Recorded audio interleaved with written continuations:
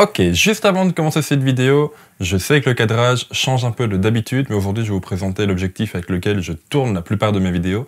Donc forcément, si je vous le présente, je ne peux pas tourner avec, et forcément si je ne tourne pas avec, le cadrage est différent. Bref, vous m'aurez compris. On passe tout de suite à la vidéo. Salut tout le monde, j'espère que vous allez bien. Aujourd'hui, on va parler matériel et je vais vous présenter une gamme d'objectifs que j'adore sur monture E, donc sur monture Sony. Comme premier objectif avec le Sony A7 III que j'ai acheté en mai, il me semble, on m'a conseillé, le magasin photo m'a conseillé un Zeiss Batis 25 mm. Je voulais un grand angle absolument, donc il m'a conseillé celui-là. Il m'a dit rapport qualité-prix, tu trouveras pas mieux. Et depuis que je shoot avec, je me suis offert un deuxième objectif de la même gamme, qui est le 85 mm ici. Et depuis que je creuse un peu sur quel objectif acheter, etc., pour refaire tout doucement mon parc d'objectifs, je trouve que cette gamme est sans doute une des meilleures au niveau rapport qualité-prix sur Sony monture E. Cette gamme d'objectifs est donc construite par Zeiss, ce sont des objectifs autofocus, c'est assez rare quand même chez eux pour le préciser. D'habitude c'est plutôt des objectifs manuels. Je les trouve assez différents de tous ceux qu'on peut connaître. La bague de mise au point est très lisse et en caoutchouc, ça peut en déplaire à certains, je suis conscient, mais moi j'aime énormément. Je sais pas si je vais faire une mise au point si près. Oui, c'est une bague d'objectifs vraiment lisse comme ça, tout est électronique dessus. On a un petit cadran qui ne s'allume que lorsque l'appareil est allumé, c'est l'appareil qui va alimenter l'objectif. Ouh là, la mise au point prend du temps à revenir. Oh, ça change. Bref, dans ce test, on va parler de trois choses, donc de leur aspect un peu plus prise en main, de l'aspect photo et de l'aspect vidéo. Tout en sachant que dans cette gamme, il y a deux autres objectifs que je n'ai pas encore, le 18 mm f2.8 et le 135 mm f2.8. Oh, au passage, si jamais tu es en Belgique et que tu as un 18 mm ou un 135 Batis à me faire tester, tu me contactes soit par mail, soit dans les commentaires de cette vidéo, soit dans les messages privés sur Instagram, et je te paye un café en échange. Ou une bière. Ou même plusieurs bières. Ça te va ? Est-ce que je parle trop vite? Oui, sans doute. Juste avant de commencer de se plonger à fond dans ce test qui n'a absolument rien de scientifique, si tu veux un truc de scientifique, je t'invite à aller sur un site beaucoup plus scientifique, style DP Review, des choses comme ça qui vont te montrer des bancs de tests, etc. Moi, ça me fait chier de lire ça, donc voilà. Si t'aimes ça, vas-y, ne reste pas ici. Si, comme moi, t'en as un peu rien à cirer, des courbes, etc., reste ici. On va s'amuser. Mais je disais donc, juste avant de commencer le test, je tiens à remercier le magasin qui est Photogalerie. Si vous êtes en Belgique, c'est un magasin hyper connu, qui ont des enseignes à Nivelles, Liège et Bruxelles. J'ai été chez eux pour switcher, donc pour revendre tout mon matériel Canon et passer chez Sony. Je leur ai demandé un petit peu, donc, en fonction de ma pratique, quel objectif est-ce qu'ils me conseillaient. Ils m'en ont conseillé deux. Le Sony 55 mm 1.8 que je n'ai finalement pas pris. Faut pas toujours suivre les conseils, hein. J'ai pris à la place celui-là qui est le Planar 51.4 et ils m'ont conseillé également, comme je vous l'ai dit en début de vidéo, le 25 mm f2 de chez Zeiss qui est sans doute le meilleur conseil qui m'ait jamais donné. C'est clairement l'objectif que je vais user le plus, que j'ai déjà usé le plus, qui me suit partout, il est juste phénoménal. Un grand merci à eux, je leur dois rien, je veux dire ils m'ont jamais demandé de parler d'eux dans la vidéo. Mais si vous êtes en Belgique et que vous cherchez un bon magasin photo à la place d'acheter en ligne, je vous conseille vraiment d'aller chez eux. Ils sont juste phénoménales. Bref, on retourne au test. Je suis en train de le lancer d'une main à l'autre. S'il y a un moment dans la vidéo où je le lâche, ça va faire des vues. Bref, on va commencer par parler de mon préféré et le test sera surtout axé sur lui, étant donné que l'autre, je l'utilise beaucoup moins. C'est le 25 f2, donc je vous l'ai déjà dit en début de vidéo. Je tourne toutes mes vidéos YouTube avec, c'est un grand angle, ultra lumineux, avec un autofocus silencieux, c'est valable pour l'autre également. Un très bon autofocus en vidéo. Alors, clairement, il y a des plus rapides, notamment le Sony 28 mm f2, qui est beaucoup plus rapide que celui-là. Mais, à choisir, je préfère un autofocus qui prend son temps et qui ne se loupe jamais, plutôt qu'un autofocus ultra rapide, mais qui va devoir recalculer toutes les secondes, parce qu'il s'est gouré. Donc voilà, j'ai pas eu le Sony 28 en main, donc je sais pas vous dire si c'est le cas ou pas. Je peux juste vous dire que celui-là prend son temps, c'est clairement pas le plus rapide, mais il se trompe jamais. En photo, c'est pareil, son AF est très très bon. La qualité optique en général est vraiment bonne. Juste petit point négatif qui peut en déranger certains, moi je m'en fous un peu. À pleine ouverture, il vignette un petit peu quand même. Je vais vous mettre ici une ou deux photos que j'ai prises qui sont brutes de capteur dans le sens où je ne les ai pas développées par Lightroom. C'est juste passer du RAW au JPEG sans appliquer aucun développement. On peut voir que ça vignette quand même pas mal. Me demandez pas de combien exactement, j'en sais rien et ça m'intéresse pas trop. Je sais juste que ça vignette. Voilà, ça vous savez. Moi personnellement, ça me dérange pas dans le sens où s'il y en a pas de base, je vais en rajouter un peu. Donc voilà. Et puis de toute façon, on sait que c'est un grand angle. C'est un défaut optique de la plupart des grands angles. Donc est-ce vraiment un défaut ? Je sais pas, débat dans les commentaires. Bref, sinon en photo, je n'avais jamais eu d'optique Zeiss avant. Donc la première fois que j'ai pris des photos avec, j'ai trouvé les couleurs un petit peu je vais pas dire fades, j'irai pas jusque là, mais ce sont des couleurs un peu différentes, elles sont pas aussi éclatantes que sur mes anciennes optiques L de chez Canon.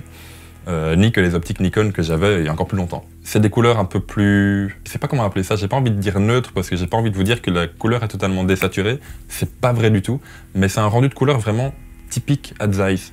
En tout cas, je l'ai retrouvé nulle part d'autre que chez eux, donc s'il y a d'autres marques qui font pareil, faites-le moi savoir, mais là pour le coup, j'ai pas encore trouvé. Donc, c'est un rendu de couleur qui peut étonner au premier abord, mais au final, j'apprends à l'aimer et je trouve que ça me permet d'avoir un peu plus de marge de manœuvre en développement. Et moi, personnellement, ça me dérange pas trop, finalement, d'avoir des couleurs un peu plus... Je sais pas quel adjectif mettre dessus. Je vous dis, j'ai vraiment pas envie de dire neutre ni désaturé, c'est pas le cas, mais c'est un peu moins éclatant que sur les autres objectifs. Mais du coup, j'ai l'impression d'avoir une plus grande plage dynamique.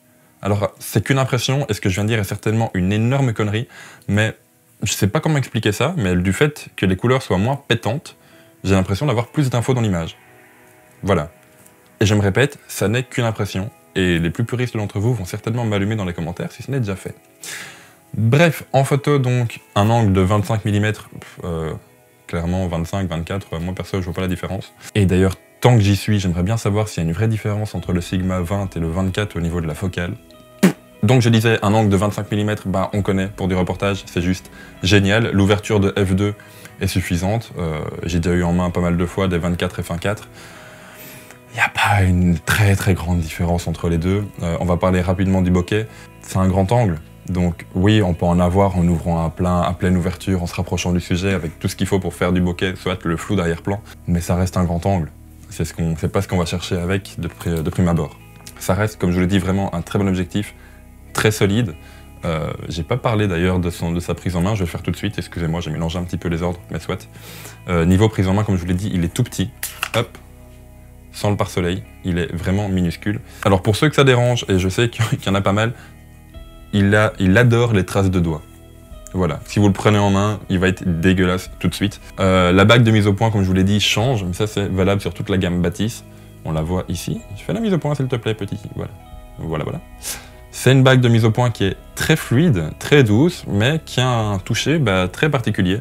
Je vous l'ai dit, moi j'aime beaucoup, mais ça peut en dérouter certains. Le petit écran au-dessus permet d'indiquer, c'est un indicateur de mise au point, tout simplement. Donc le petit écran au-dessus est un indicateur de mise au point, et comme je vous l'ai dit, il ne s'allume que lorsque l'appareil est allumé, et qui va donc gérer la zone de mise au point. Je la connais plus par cœur, mais je vous l'affiche ici. Au passage, tant qu'on est dans la fiche technique, son filtre est de 67 mm. On le voit ici, c'est un Zeiss Distagon, filtre de 67 mm, 25 mm, f2. Je suis assez étonné, petit aparté, mais le 50 qui occupe à me filmer galère un petit peu au niveau mise au point en vidéo, ce qui n'est pas du tout le cas avec le 25 quand je filme avec, pour regarder dans toutes les autres vidéos de la chaîne. Depuis le début de la saison 4 donc, je filme avec ce petit bousin, et j'ai jamais eu de problème de mise au point, c'est très fluide, il fait aucun bruit, sincèrement il fait aucun bruit. Depuis peu, avec le Ronin S qui est le bras qui part au-dessus, je le monte donc sur un gimbal, qui est génial. Même à pleine ouverture, il est génial.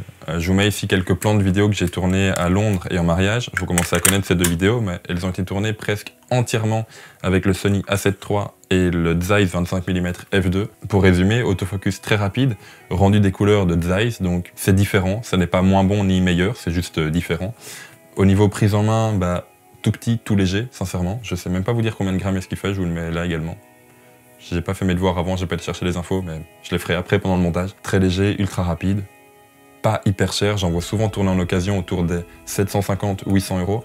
Pour un objectif de cette qualité, c'est vraiment rien du tout. Bon, on est bien d'accord, 800 €, c'est un budget quand même, mais bon, autant bien les investir. Bref, je ne peux que vous conseiller ce 25 mm f2. On passe maintenant au 85. Pour celui-là, je vais essayer de faire les choses dans l'ordre, mais je dois vous avertir d'une chose, je l'ai depuis pas si longtemps que ça, et entre le 85 1.8 et le 50 1.4, au niveau des focales, l'une marche un peu sur l'autre dans ma pratique, donc je ne l'ai pas énormément utilisé. Cependant, je suis parti avec les deux objectifs 25 et 85 à Londres. J'ai pas pris le 50 avec, parce que je voulais me forcer à utiliser le 85 quand j'avais besoin d'une plus longue focale, et il m'a juste étonné. On part directement sur la prise en main, c'est plus ou moins la même que sur le 25. Évidemment, l'objectif est un peu plus gros, du coup un peu plus lourd, du coup un peu plus grand.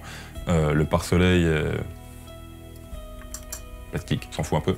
Même chose, comme toute la gamme Batiz, donc, on a le petit écran OLED au-dessus, on a la bague de mise au point qui est un petit peu différente des autres, on a les deux cycles de Zeiss sur le côté, mais en photo, c'est une tuerie ce truc. Alors, c'est mon deuxième 85 mm, le premier c'était le 85 1.2 de chez Canon, que j'ai très peu utilisé, parce que je l'ai eu sur la fin de ma période de travail avec, et quand j'ai revendu Canon, ben forcément le 85 est parti avec. Du coup, quand j'ai vu l'annonce passer, celui-là je l'ai pris en occasion également, quand j'ai vu l'annonce passer sur internet, je me suis dit que ce serait le bon moment de reprendre un 85, et clairement c'est une tuerie. Alors j'ai pas énormément d'exemples à vous montrer, comme je vous l'ai dit, c'est une focale que j'utilise pas énormément, pas parce que je n'aime pas cet objectif, mais parce que je suis pas fan de la focale, je suis plus grand angle, 25, voire 50 au grand max. Soit, on se concentre là-dessus.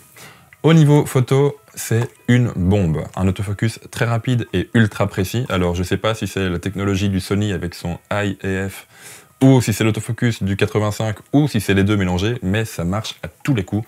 Ça me fait des photos de dingue. Je retrouve un petit peu ce que j'avais avec mon 135 f2 sur Canon, c'est-à-dire que quand je prends une photo, je regarde et je fais « Putain, c'est moi qui ai fait ça ».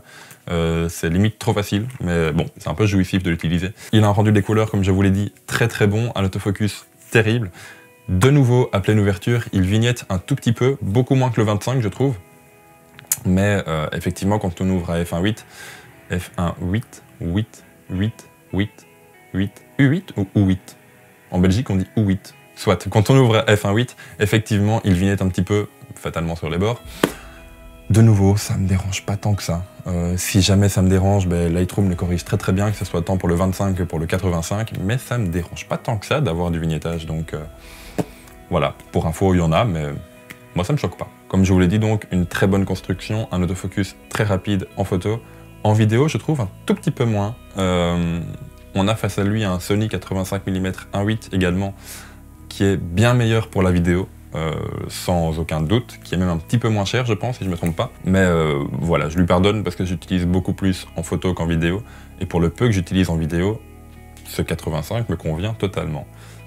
J'ai déjà eu 2-3 petits ratés d'autofocus, mais dans la seconde ça repris. Dans la seconde c'est repris, donc c'est pas trop grave au final. Et sinon, vu qu'ils ont tous quasiment la même prise en main, ben de nouveau, la bague de mise au point est très fluide et très souple, très pratique à utiliser, ce que je m'y attendais pas, je pensais que ça allait glisser, etc., mais non, pas du tout. Donc voilà, 85 mm, juste terrible. Je vous mets ici quelques exemples de photos pris en vrac avec le 25 et le 85. Dans tous les cas, j'ai toujours été agréablement surpris par cette gamme d'objectifs, donc je répète, la gamme Batiz de chez Zeiss, qui comporte également donc un 18 et un 135 que je n'ai pas, que je n'ai jamais testé, que j'aurai peut-être un jour, qui sait. Donc voilà, pour moi le 25 et le 85 mm est pour moi vraiment un très bon duo d'objectifs, ils sont vraiment très complémentaires. Le 25, j'en suis, je pense vous l'aurez remarqué, agréablement surpris, j'en suis vraiment très fan. Le 85, je l'utilise un peu moins du fait de sa focale, pas du fait de l'objectif en lui-même, mais du peu que je l'utilise, j'en suis à chaque fois très surpris et très content. Voilà, vous l'aurez remarqué, ce test n'a absolument rien de scientifique, mais comme je vous l'ai dit en début de vidéo, vous n'êtes pas ici pour du scientifique, vous le savez maintenant. Prochainement, je testerai également et je vous donnerai mon avis sur le 50-1.4 qui est occupé à me filmer. Vous savez déjà du coup qu'en vidéo, l'autofocus a un peu de mal. Hein.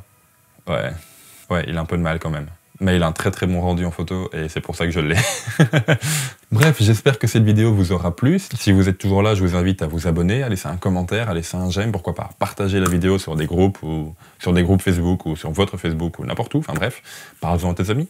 Nous on se retrouve bientôt pour une prochaine vidéo. Au passage, je vous l'ai pas dit, mais cet épisode n'est absolument pas sponsorisé par Zeiss, parce que le jour où je suis sponsorisé par Zeiss, je vous offre à tous du champagne. Genre clairement. Ciao!